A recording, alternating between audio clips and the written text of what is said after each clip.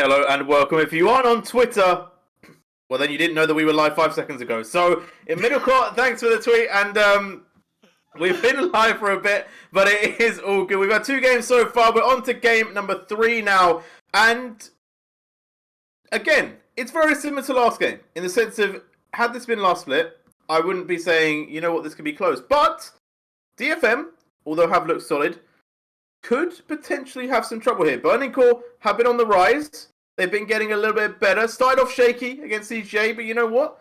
Slowly but surely, maybe this is copium. RMC, do you feel this way, or do you feel like actually this is quite one-sided? Well, Jerry, you said that they started kind of shaky. I'm going to say they continued kind of shaky here, because even against Roscoe Jesters, let's be honest, it wasn't a nice, clean game. Ray Farkey had to drag the rest of Burning Core kicking and screaming. Though Yuhi had a great game, they still struggled to close out. Yeah, indeed. And it obviously was a little bit of a different setup. The Yuhi loser combination, though, does feel like a better bot lane for Burning Core, doesn't it, Middle Core? Sure. Yeah, I mean, based on our current sample size of 1, it looked pretty good. And maybe it is an alternative option to play through for Burning Core because, like RMC's already talked about, their real strength of Ray Farkey up in their top side has to match up against Ebby, best top laner in LGL history, and still possibly one of the best junglers in LGL history. So looking to play towards your top side, it's going to be quite difficult this game. Maybe Yuhi and Loser, if that is the duo that Burning Core are going to be starting this game, can be another outlet for that energy.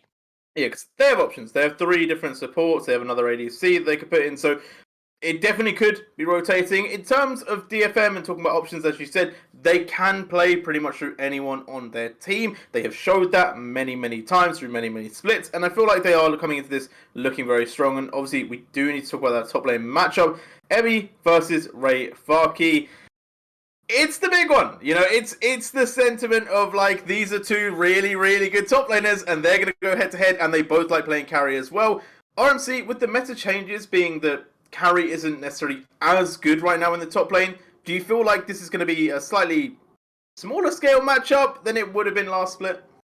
No. Anytime you've got Burning Core right now, unless they vastly change the way they want to play, it's always going to be important to watch how that top lane goes. And the other thing to note as well is it's not just the micro matchup. It's not just the lane 1v1. A lot of it's just the macro as well. Ray Farkey has shown that his decision-making and understanding of how to play the map with the rest of his team has been spot on. And while we did see him take advantage of Roscoe Jesters there, Ebby has also shown that he's really good at split pushing and paying attention to side lane wave manipulation. So I don't think Ray Farkey is going to be able to sort of cheat in that side lane. I think Ebby and the rest of this DFM team with a lot of experience is always going to be able to stop and stymie any sort of cheese or trickery that Burning Core might have to resort to. Yeah, and we talked a lot about this bot lane, Yuhi Loser, which is the confirmed bot lane, by the way. I saw it on the main stream. Okay.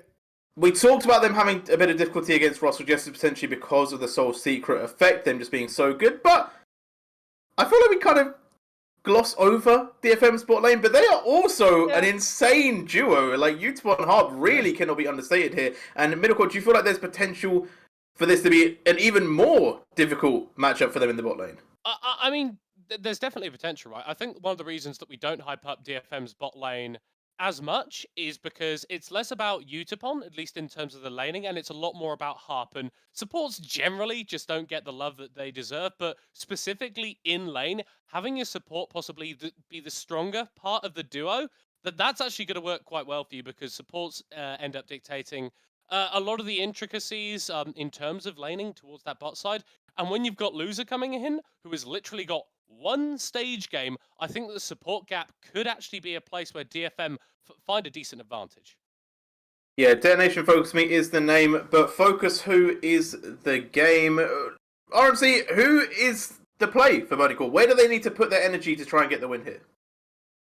Part of me actually wants to see it onto Flawless and Dice, because I do feel like they're usually the tipping point for Burning Core. Ray Farkey's going to do Ray Farkey things. You know, maybe Yuhi gets to pop off, but like Middlecott was pointing out, that bot lane is a little bit untested as a duo together and unlikely to be able to find the advantages you need, especially into the rocks that are Utapon and Harp. So look at Flawless and Dice. That's gamble a little bit with those dice to see how you pop off here. Yaharong's a hard matchup, but we've seen Dyson Flawless pop off in spring. We haven't quite seen them do the same in summer. Okay, well, we'll see if they do the same today. We're going to be joining to pick and bans. There's a couple bans in, but Middlecourt, RMC, kick it off. Let's go. Let's go. I'm ready, as we've got 4 bans in the table so far, spread mostly across the lanes. We've got that Lee Sin taken away from Flawless, which I really like. The Senna as well, removed from Yuhi. He's played a little bit of that. On the other side, Burning Core, take away the Zeri and the Renata. Yeah, and I've got to admit, I'm a little bit surprised here, Middlecourt, by DFM's bans. Yeah. Traditionally, we see at least 1 or 2 bans targeted at Ray Farkey, but DFM are like, no, we got Ebby. We don't care about your top lane here. We're always going to be able to handle Ray Farkey. Ooh, and the Lucian locked in. I'm not sure if this is the first Lucian that we've had in the LJL this split, but it's definitely been seeing high priority in terms of the bans, and seeing it locked in for the B1 here for DFM, I really, really like this because it means that you can trade in terms of jungle priority picks, and Burning Core, I don't think they've got something that they can lock in now, which would really ruin this. No, you don't really blind pick the Nami. The Lucian's part, the important part of that Lucian Nami lane. And Middlecourt, you're right. This is the first Lucian we're seeing. It's been banned 11 out of 12 games as of last week here, and this is not an answer here. Okay, there we go. If you pick an Ashe into a Lucian, you're asking for trouble. Now, even with Kai'Sa, it's still really, really risky because normally you pick Kai'Sa into AD carries which scale up, which can't necessarily handle the 1v1. And thankfully, we're getting baited, Middlecourt. I don't know why I'm addressing those champions at all.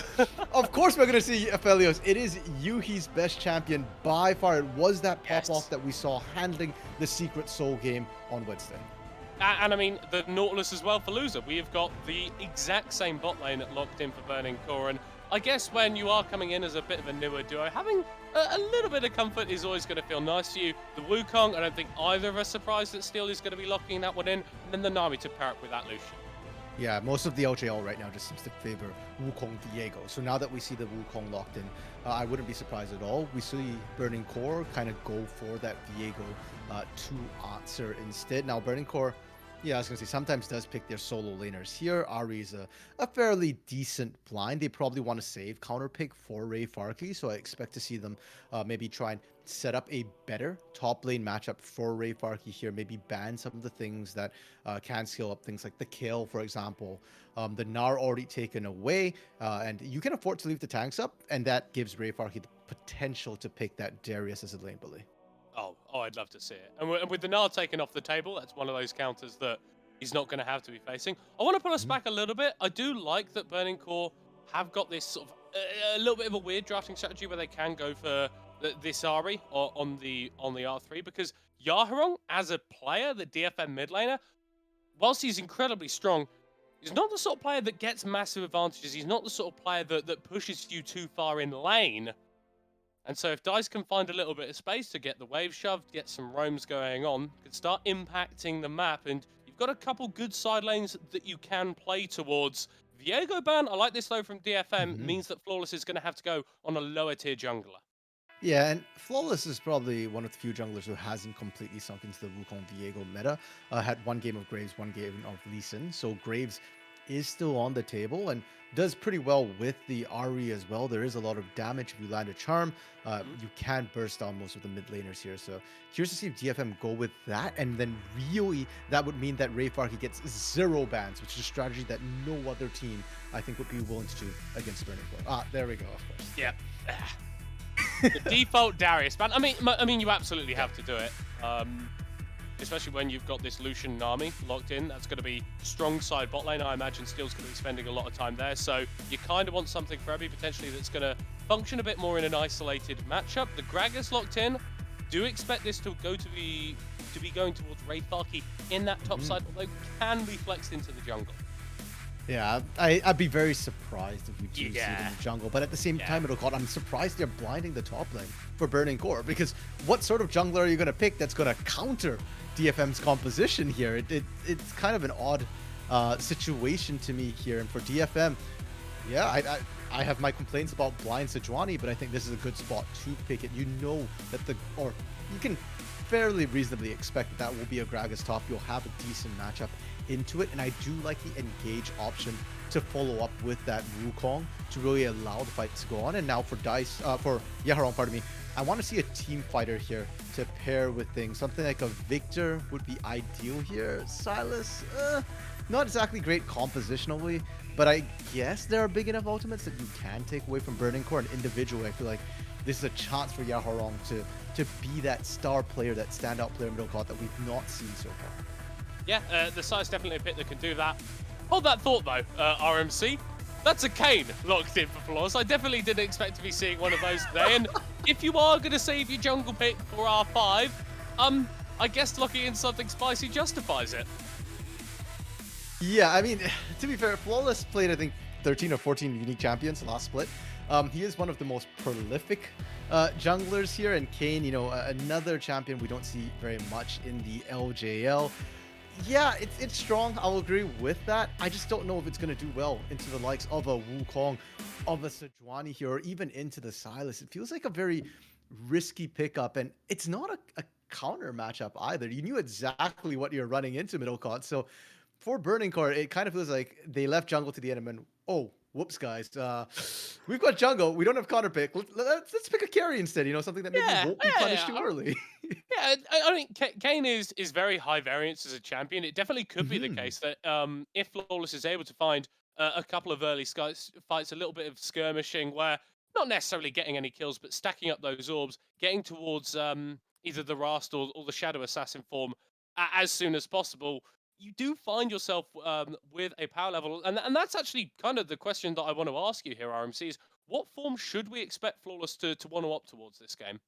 I mean, with all these potentially squishy targets here, barring the Sejuani, of course, I think the Assassin form would not be a bad choice necessarily. You've already got that tank in that top side in Ray Farkey's Gragas as well. So Yeah. I think the goal is to kind of just burst down the squishies, especially that Lucian early on. But Middlecott, you mentioned that, you know, Kayn's very high variance. And normally speaking, you want to pick Kayn's when you've got winning lanes here, because he is a little bit weaker before he gets that form and does need to stack those orbs rapidly in the beginning, or else he kind of falls off and is kind of useless in the mid game if he can't get form early.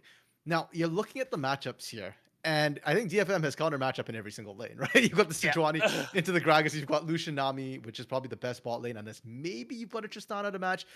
In the mid lane, Sylas into Ahri.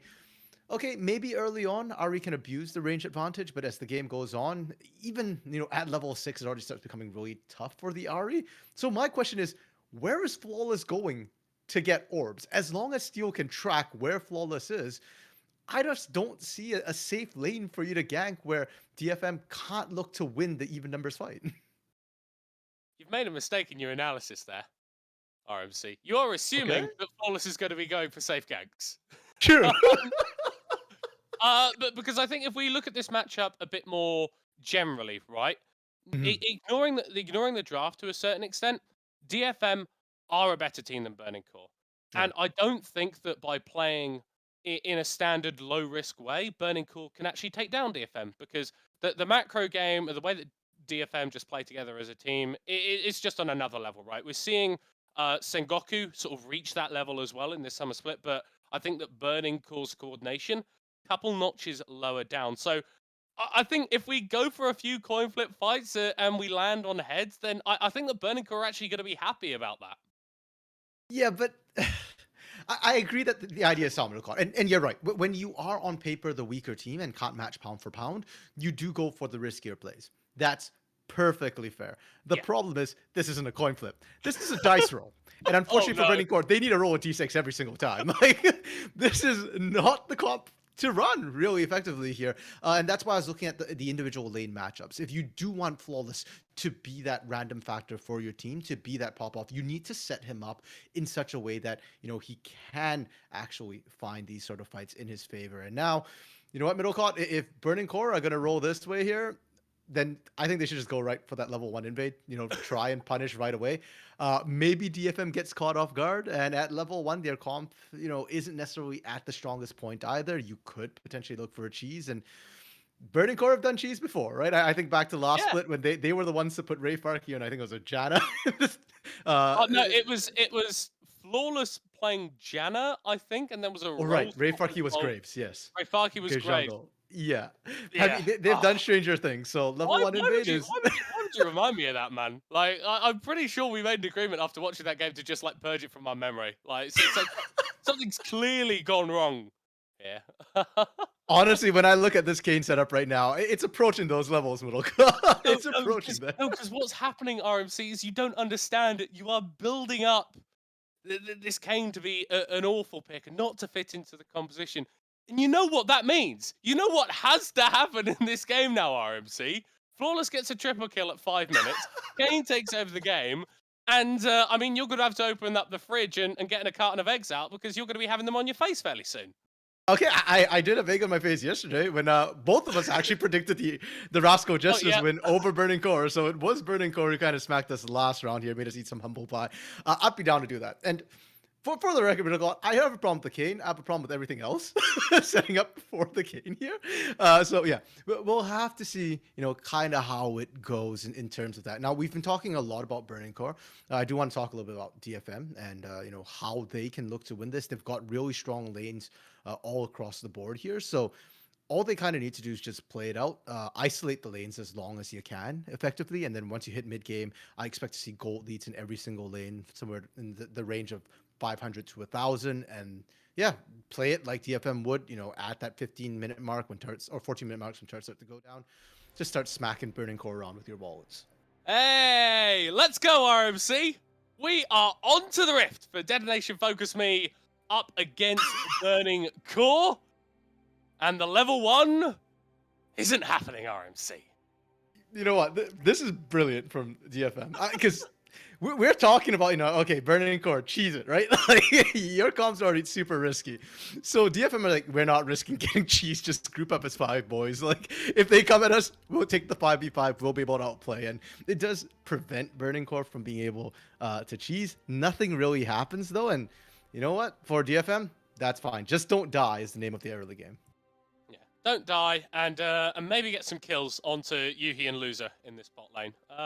Because we haven't seen this Lucian Nami in a fair bit, actually, because it's just oh so oppressive. And I wonder if this new bot lane from Burning Core is going to be able to stand against the pressure that Harp and Utapon are undoubtedly going to be putting out.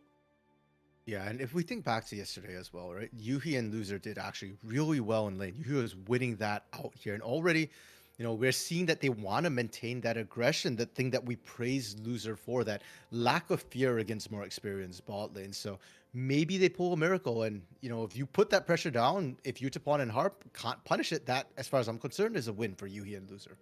Yeah, both junglers here starting on the top side of the map. Flawless on the Kane going for the Raptors into Grogs into Red Start. You're insane at clearing away those multiple target camps. A little bit weaker when it comes to the single target ones. So getting those extra levels under your belt means that you're going to be able to get through your clear a little bit faster. Although saying that, Steel is going to be the first one to the bottom side of his jungle. Yeah, so the thing with those clears is, yes, you clear a little bit faster, but again... Oh, Utapon, that's so much damage! But they can turn this. Okay, so that's the thing with Lucian Nami, is it always looks good until it doesn't, right? Like, you put the damage down, but Lucian Nami can always just turn it. The healing from the Nami is also going to sustain back up, whereas for Yuhi here, Yuhi's just relying on is it Severum, I think, to heal back up, but Loser can't sustain at all. And now, because they pushed out here, Steel is looking for... Loser can walk themselves away. It's just the ebb and flow and bot lane. It's how it goes. Waves get shoved in, waves come back out. You can't explain it. Flawless is going to be spotting out Steel, contesting for the Scuttle Crab, and it's actually Yuhi and Loser who would have the first rotate. Dice with the priority in mid lane as well. First Scuttle Crab, good for the Kane. Yeah, really well played. I think that bot lane prio, Yuhi and Loser can't actually move out without Utapon and Harp punishing, but the mid lane prio, and we touched on this earlier, right? There's still one lane where Burning Core kind of have a bit of an advantage early on here, and I'm glad they're utilizing it to try and protect Flawless topside. Ebby is just bullying out Ray Farkey here, running him down the long lane. Yeah, and remember, it is no flash on that Sejuani running the teleport and ignite, so a little bit less mobility, but a whole lot scarier in terms of those 1v1s, especially up against the Gragas, who does rely a lot on his passive, that healing, to get through some of these early trades. Rayfarky's done a great job, though, actually up about an entire wave here, and it's not like Ebby has that wave coming in to pick up. And speaking of actually differentials, Utapon is up a massive ton of CS Yeah. as well right now. For all that Yuhi and Loser got that first shove in, it did come at the expense of minions. And I mean, it's kind of what we expected. Rayfarky diving being this? the strong side for Burning Core. This would be a bit of an overambitious dive, especially against an Aphelios who does have that Gravitum in pocket. Flawless now dodges away from that ward in the top side river. This is one of the things about Kayn. You can go for creative gank pass, although this is not Ebby's first rodeo. Recognizes that Flawless probably hanging around. Yeah, and this is what we're talking about. You know, Ebby's really good at decision making as well, right? He's not risking anything. Even goes back to defend Steel's Gromp here. And now Flawless is just kind of wasting time in this top area where Steel didn't lose anything by looking for that gank bot side. Has been very efficient with the clears so far and really only just sacked one scuttle, which isn't worth that much experience in the current meta. I like that you've used that word efficient because I feel like that describes a lot of what Steel does quite succinctly. He's never this big pop-off, huge carry jungle player. As a hold on, we might be able to get something fighting in the bot lane. That is nice. the Ignite drop, the Arctic Assault. Rayfarky's going to be able to heal up a little bit. Buddy bop himself away. And Ebby can't quite find the flail. I just point out too, Rayfarky did not flash. He held the flash the entire time, calculating exactly how much damage and how much range he could take there. So despite the scariness of that situation or how it appears, Ebby actually isn't in a great state, is still down a massive ton of CS here, and will have to TP back into this lane to make sure he doesn't miss almost 2 waves worth of damage. You're instant TPing for that. Doesn't matter what patch, what meta. When there's like 12 minions standing at your tower, you go and get them. Yeah, hopefully we'll be able to catch up some here. Now, Flawless actually up a level despite how efficient we were talking about Steel's clearing here. Kayn is just incredibly fast, and there are these windows of opportunity where Flawless can look to have action happen here with that advantage, and I think it comes down to the mid laners. Yeah, Harong goes over the wall, but does get charmed. Is going to be facing off in the 2v2. Use that Spirit Rush to get over the wall, but now Steel is on 40% HP. These are these early skirmishes that we're talking about. More orbs for Flawless. Yeah, and you could see, we're just talking about the mid laners making the difference, right? And DICE actually won that trade in the 1v1. That gives that priority to Flawless to then start aggressing here. And once that happens, once again, Steel is going to have to play a little bit safer here, losing control of that river. And with Burning Core having that early advantage, I'd love to see them try and affect the side a little bit more. That's so much damage onto Yuhi. Yeah, that's why we don't see Lucian Nami very often, ladies and gentlemen. Yep. I mean, they didn't get nerfed at MSI. It was the most dominant early game bot lane. Like I said, unless you're running Tristana, you just have to kind of seed that lane. And Yuhi down 30 CS middle call. That's almost double Utapon's CS over Yuhi right now. Yeah, that feels rough. And that CS advantage that Rayfarky had got in the top side of the map is a little bit smaller. Wave is going to get shoved in as Flawless is scrapping with Seal in the river. Although with that wave shove, Ebby is going to be able to roam over and secure this scuttle crab for his jungler. Yeah, with wave shoved and without DICE, right? We've already said that DICE is really the big difference maker right now in this jungle v jungle matchup. Now, Middlecott, we're approaching the 8-minute mark, and normally this is when we start seeing Herald fights break out here. And what I'm actually really curious about is whether DFM is going to bring up Utapon. Because if they don't bring up Utapon, I don't actually know if they can secure the Herald. And DFM does like to secure their Heralds in general right now. They have the second highest Herald take rate tied with Roscoe Jester here. So if they do end up rotating up Utapon, that's an opportunity for Burning Core to say, okay, let's get Yuhi back into the game here with CS, sack that first Herald. We can live with that. We've got skilling. I mean, Yuhi is currently walking towards the mid lane, so that would imply that Burning Core want to contest this, although it's DFM who have the lion's share of the pressure in this mid lane and towards that Herald pit, so walking in to try and take this would be risky. Yeah, and I'm just looking at the level difference as well. Utapon has ultimate. The culling should ensure a kill, so I'm not quite sure, you know, what Burning Core exactly is looking for here. Well, they're looking at DFM at the moment. Yaharong dashing forward, potentially looking for the chains to hit. Harp going to pull out with a tidal wave. That is beautiful stuff. But the charm hits onto Steel right at the start of the fight. Doesn't matter. Utapon secures the first kill. He's going to go over that wall. Yaharong with the chains, with the stun. No more kills going down, though. Flash bubble, not enough from Harp. DFM burns so much. Look at those flashes off of cooldown. They only get 1 kill. It's 1 kill, but they get the Herald. They get pressure on Dragon as well if they want to go for it. Looks like they won't for now. And Middlecott, what just comes to mind is the trailer for the LJL summer that, you know, we made, or you made actually. LJL, your Emperor has returned. Why are you contesting this if you're Burning Core? We already said you're not that strong, and it feels like a little bit over-eager from Burning Core. They don't have the vision, and Harp gets a beautiful tidal wave because Burning Core don't have the proper setup, and from there the kills start to come through. You're running away, you're burning summoners left and right, and I think the only thing that kind of salvages this and makes sure it doesn't go worse with them is just the sheer mobility that Burning Core have to disengage. I mean, we shouted out all the flashes that DFM have burnt. Burning Core used all of the summoners that were off cooldown during that fight. So we're not going to be seeing any flashy plays on the Rift for a few minutes, but with that Herald in pocket, DFM have got themselves an objective that they can look to snowball one of these lanes. Yeah, any of these lanes. And like we kind of said, in isolation, a lot of these lanes should be winning. We're starting to see Utapon do that.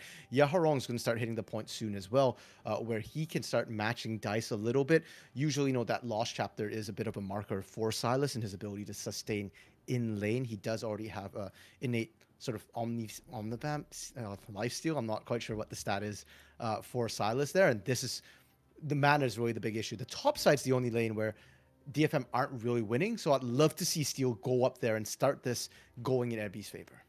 But then, so to play devil's advocate, you get a kill on possibly a Gragas.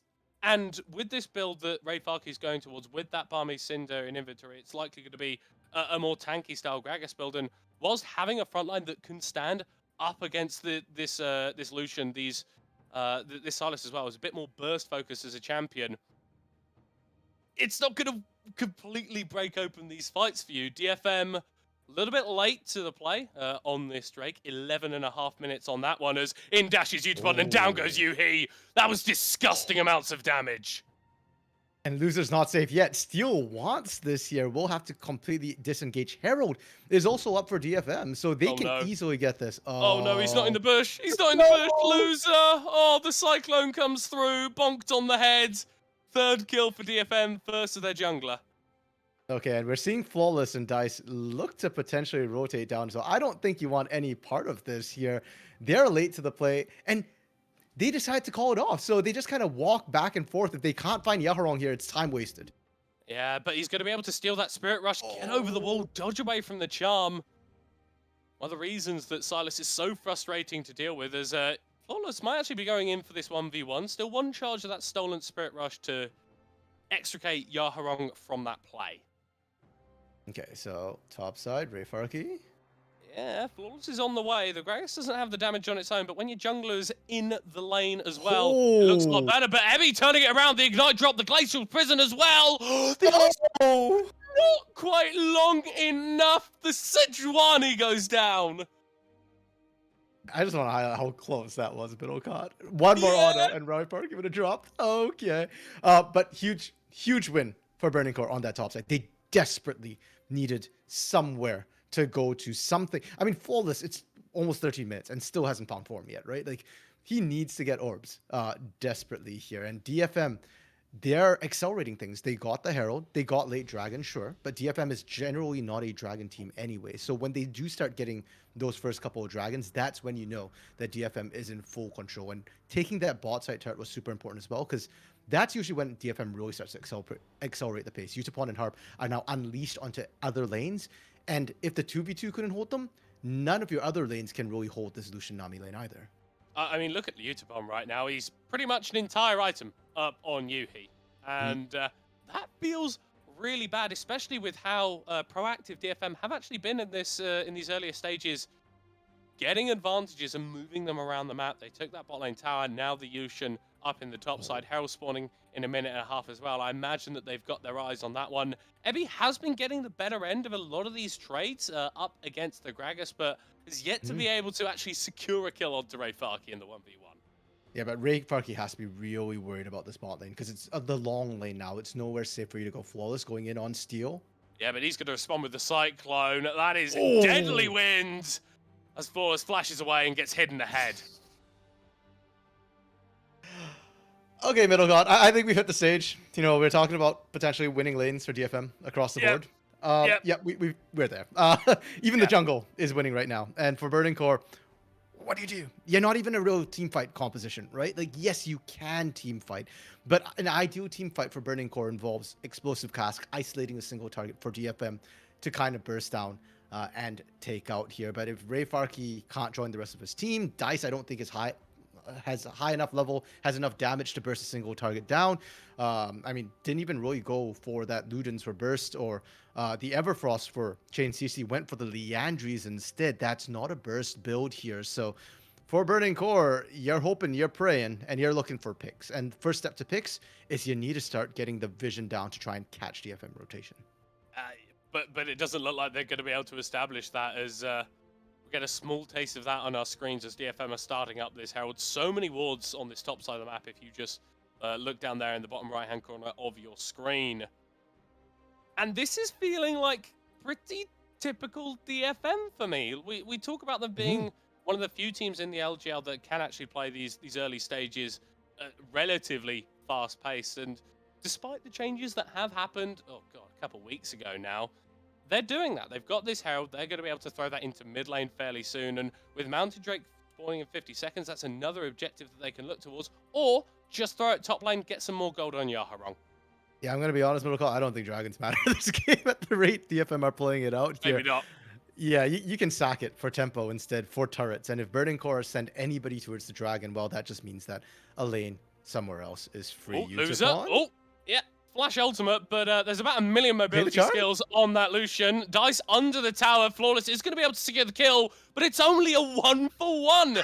Might not even be that, though, as Ebby is chasing down the Kayn. Harp is here in support, but he's not going to be able to join the rest of his team.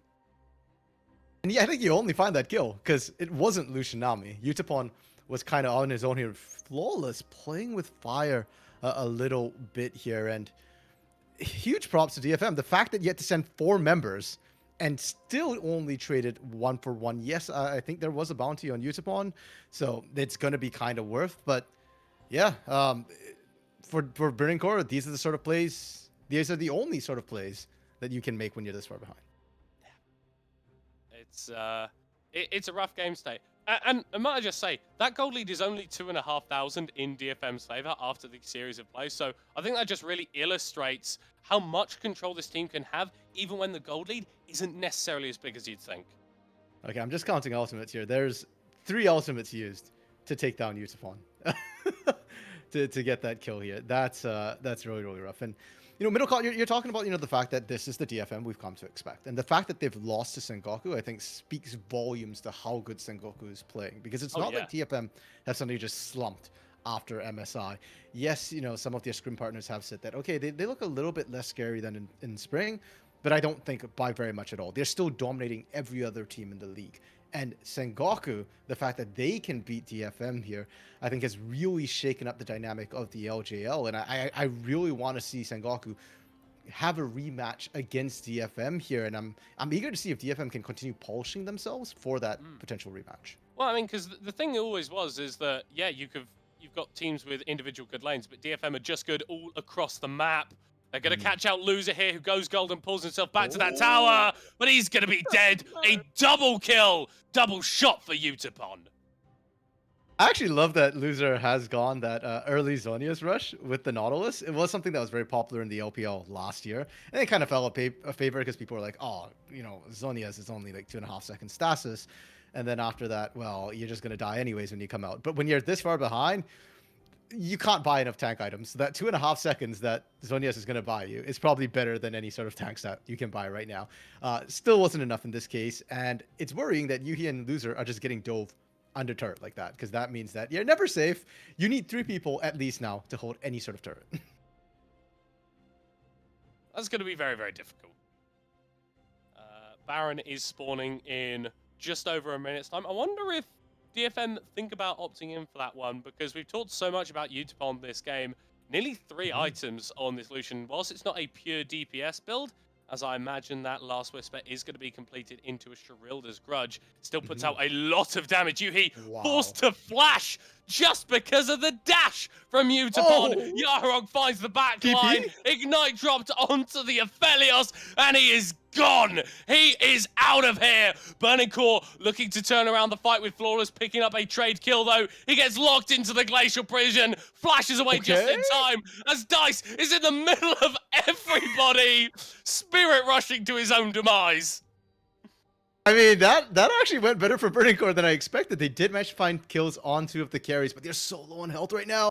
Yeah, you can't stand there, Ray Farkey. You need 3 members to defend a tower, and it was just you and Flawless there, buddy.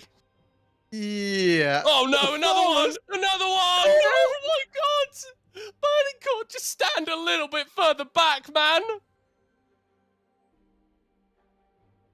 I don't know, Middlecon, but what to say about that, really, because, I mean, the initial fight is good, and there's a reason why we keep talking about Burning Core's top side, because this effectively was a 3v5. Yuhi and Loser are dead before the fight even starts, and I thought Ray Farkey was dead to rights when he TPs into this, because you're walking into 4 members here of DFM, but they do manage to peel them apart, and this is why I say that Flawless and Dice need to be, or are the people I'm watching in a lot of these games, because they're almost managing to turn a lot of these fights, and it is coming down to Flawless and Dice having to pump out the damage to sort of overcome the hump that Burning Core are struggling to deal with. But the problem is it's just not enough, and the moment you kind of lose out, Burning Core, for better or for worse, they don't seem to know how to back off. And on one hand, it's good that they're not giving up. They're trying to make plays happen. That's how you get back into the game. But on the negative side, it is also how you lose a game faster. To a certain extent, RMC, it feels like they're unfamiliar with what Lucian Nami offers to a team. Like Yuhi and Loser have been overstepping a fair bit. Flawless now looking for Steel, who might I say has also been having a pretty excellent game. But Burning Core don't seem to be ready to deal with the pressure that this bot lane duo can pump out. Yeah, and I feel like when you pick that Aphelios Nautilus and you're still trying to play aggressive, and you're still looking for early game plays on Lucian Nami, that does suggest perhaps that you don't understand how this lane works, especially when it's DFM's bot lane of all places, right? You do that against a weak bot lane, okay, I understand that maybe that's confidence, but when you do this against DFM, overconfidence, perhaps, and it's definitely coming back to bite them. Utapon 6-2-2 right now. We've already seen trying to punish it is so difficult when there is a team to back up the solution. Difficult state of affairs to be fighting into. That's Cloud Soul points secured at 22 minutes for DFM. And whilst, I don't think the Soul is going to be a defining factor in this game, I wouldn't be surprised if our blue side team, our reigning champions of the LGL, are going to pick that one up. And I also wouldn't be surprised if Burning Core try and fight them for it. Yeah, what else would you expect from Burning Core? And honestly, when you're this far behind, where else are you going to fight, right? You've got 2 places you can fight. Yep, it's Baron or at your own Nexus under 2 turrets. So you don't want to be fighting in that latter situation because a loss means instant wipe here. So yeah, go just set up Vision, try and attempt to stall out to prevent this Baron here. And Middlecon, it's only 22 minutes. It honestly feels longer.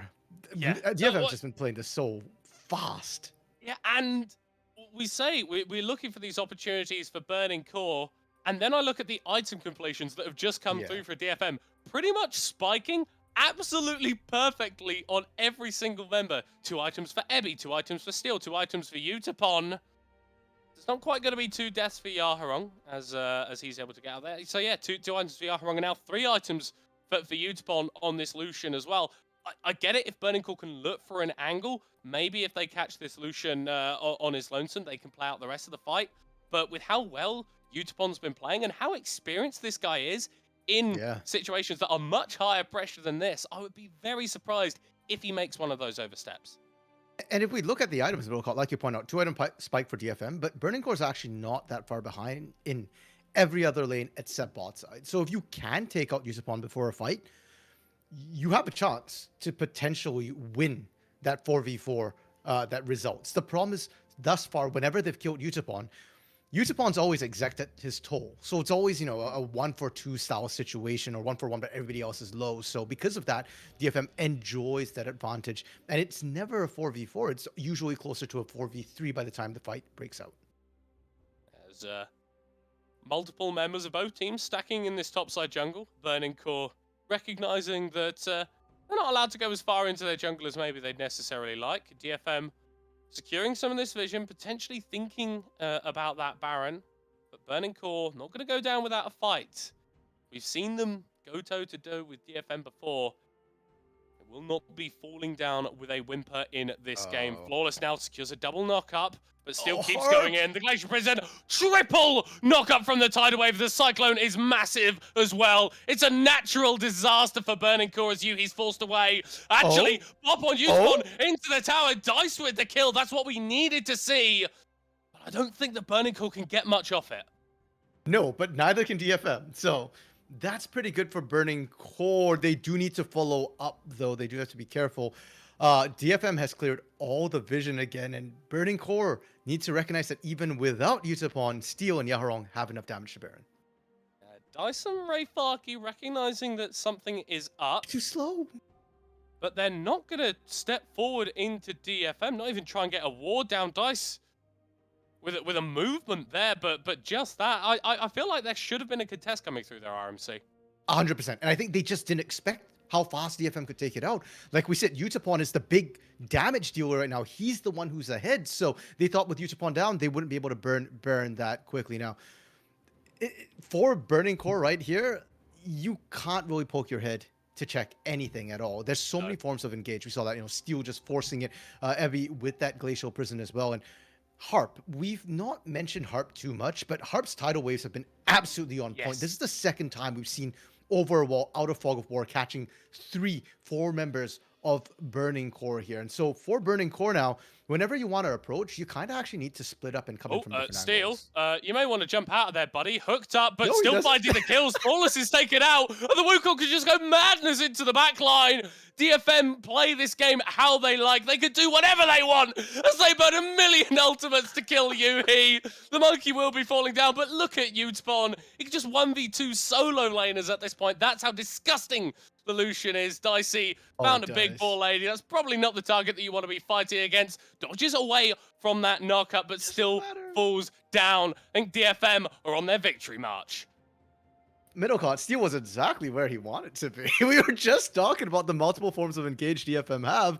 As long as anybody can get in there, their life literally doesn't matter. Every fight we've seen right now, if Burning Core have any hope of winning it, it has to be on Yutapon. If you're burning everything on Steel, DFM win. Multiple members running up though, but that is a beautiful stolen cast from Yaharong just to push away Flawless and Losers. He's looking for Utapon. That's so much damage dropped down onto the Kane, but he is going to be able to sustain and jump away. Double knock-up secured as there goes the Moonlight Vigil from Yuhi. He's got the red and white guns. He can definitely fight this out. Securing a shutdown onto Utapon. But once again, it's just a single kill for Burning Core. Remember, TP into the back No way. here. Oh, this is Dice. Oh, this could be dicey, mate. Steel. We'll find out the Ari. No Spirit Rush available, but with that that Cloud Rift. Actually, DFM are going to go for the re-engage. Beautiful from Steel. Oh, Yaharong on the backline. It's just too easy for them. Your multiple-time champions showing their class. Steel. This is just padding KDAs at this point here. Flawless should be able to get out to safety. But Middlecott, we said there's two places Burning Core can look to fight. One is Baron, second's under their own Nexus. They didn't fight at Baron, they fought on the Nexus, and they won the fight. But I think they got a little bit too hyphy, and that, like we said, that's Burning Core in a nutshell. Love them or hate them, they're going to try and make plays happen. Yeah. Unfortunately for them, though, it was not enough today. DFM securing themselves at 3-1 in a 28-minute victory. Pretty rapid for the patch and what we've come to expect from these guys. Yeah, we said DFM, lowest average game time. They are the strongest early game team in the LGL right now. 30-36 was their average game time. So gonna go down again after today. And I feel like this happens a lot with Burning Core, Middlecott, specifically between these two teams. The games do not run long. Like we said, Burning Core will always try and make things happen for better or for worse. They burn bright, but they burn fast. Yeah, DFM looking on fire right now, just like your kitchen. We're going to be jumping to a short break, but join us in a few minutes' time with JReal to break down that game. The final call. We are the ones to ignite the darkened skies. The champions of a world that we defy. A soul array of the few who rise up high. And we all fight at the last line.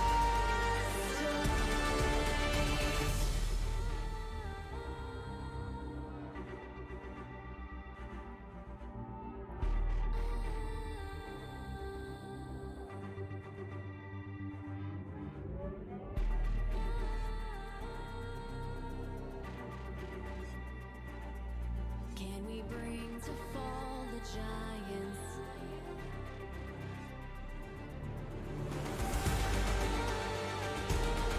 Can we bring to fall the giants? Can we bring to fall the giants? Can we bring to fall the giants?